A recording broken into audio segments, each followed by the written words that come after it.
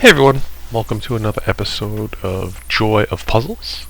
I have for you today a puzzle called Gamer's Trove. It was published in 2017 by Springbok Puzzles. Springbok was originally established in 1963 when the owner of the company, the founder of the company, had gone to England and purchased some puzzles over there and was so inspired by the quality and the style that he decided to make a business in the United States, and with their help he got the business established. When the puzzles first came out, they were expensive by puzzle standards, about 3 times the cost of a regular puzzle, and they established a brand related to quality and fine art images. They did so well that in 1967 Hallmark purchased them, and from 1967 until 2001 you could only buy these puzzles in Hallmark stores across the country. In 2002 Hallmark decided they no longer wanted to be in the puzzle business, I guess focusing more on gift cards and other things of that nature, and sold the product line, the intellectual property, to a company called Allied Products, who is their current owner. The artist for the image is listed as Irma Mason. I was able to find her bio and some of her work on a website called Fine Art America, of which she's been a member since 2011. Most of the work shown on that website are more in the category of fine art, photography, and digital art. I could find nothing that was related to this style of image, which is, it is photography, but it's a collage. It's not some scene. You know, she has lots of works from iconic places across the country and harbors and things of that nature, but nothing like this. So perhaps she has another website that displays the rest of her work. I was not able to find it.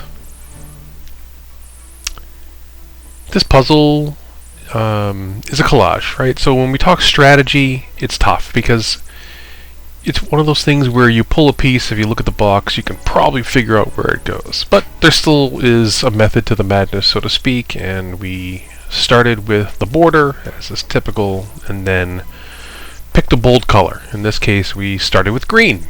There is a large section of text in the middle of the puzzle for Nintendo, and there is a toy or an image of Yoshi. It's a green little, I dare say, dinosaur, I guess. And there's some other green images and text spread throughout the collage. After that, we focused on the reds and the yellows, as they are bold and help you expand on the green centerpiece. There are 2 of us working on this puzzle, and later in the puzzle there will be 3 of us. So it may look a little haphazard, but with any type of collage puzzle, what you find is that you pull a piece, you know where it goes. So you can't just do that, otherwise it's just a giant mess of pieces laying everywhere going, yeah, someday this goes here. So you do have to employ a strategy, you do have to restrain yourself from just putting every piece down. So it may look a little chaotic as the both of us work on it. Like I said, later 3 of us, but it's not. We're going at it strategically. We're finding images or pieces of artwork or colors that stand out, and we build on those. In this case, again, it was the green, then the reds and the oranges and the yellows, and then the wood pieces, and after that, yeah, it's a little more haphazard. A lot of the text, you start figuring out where it all goes. This is a 1,000-piece puzzle. The build time for 3 of us was 3 hours and 15 minutes. The first half of that, there was just 2 of us. I would guesstimate by myself 5-hour build, maybe 6, somewhere in that range. So not a terribly difficult puzzle. Let's talk about the review. I'm going to rate this puzzle in 4 different categories on a scale of 1 to 5. The first category is the material itself, the puzzle board material. This one's going to get a 2. It is made from recycled material, and it is just a little bit below par.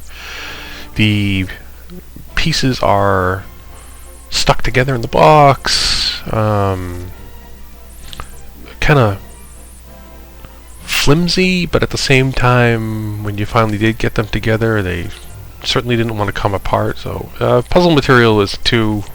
Again, I find that quite often with puzzles made from recycled material.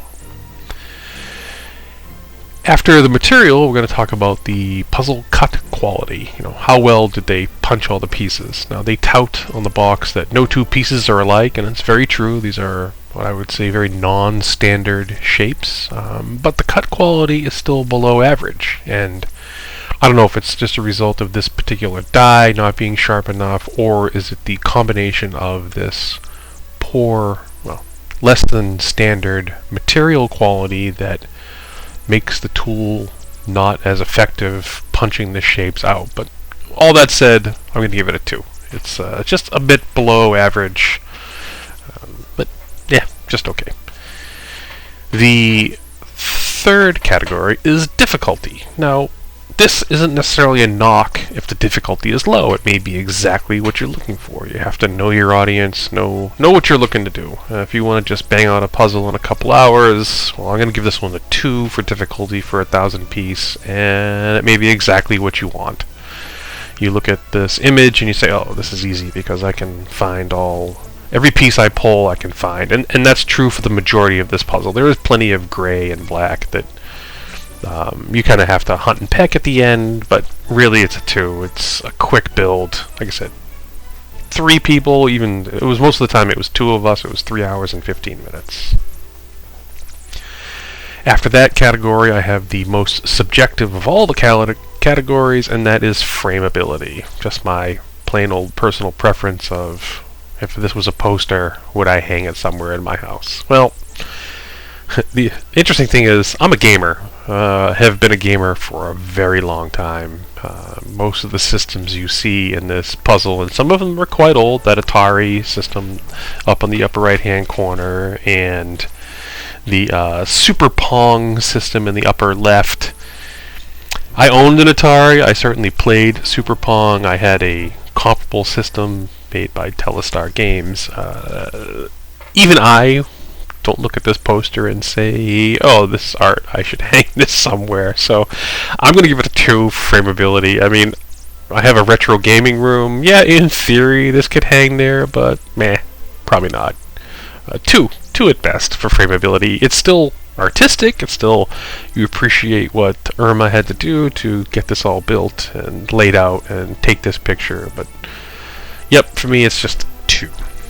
So overall, well, it's super easy in this case. Every category was a 2, so I'm going to give this puzzle overall a 2. It seems appropriate.